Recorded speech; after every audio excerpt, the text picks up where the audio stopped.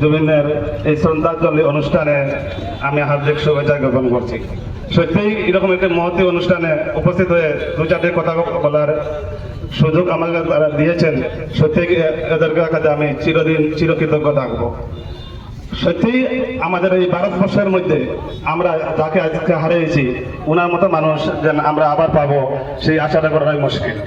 আজকে যে ভারতবর্ষের মধ্যে আমরা আছি সেখানে প্রত্যেক মানুষ তাদের জনপ্রিয়তার জন্য হিন্দু মুসলিম করছে, রাজনীতি করছে, কিন্তু একটা মানুষ শুধু গানের মধ্যে দিয়ে সমস্ত ভারতবর্ষের জাতি ধর্ম বর্ণ নির্বিশেষে মানুষের হৃদয় এবং মনকে কেড়ে নিতে পারেছেন, সেটা একটি বিরাট প্রশ্নের বিষয়।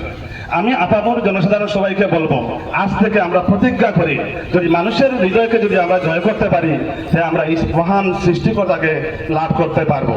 প্রিয় জুবিনদা, তুমি আমাদের হৃদয়ের মধ্যে বেঁচে থাকবে আজীবন।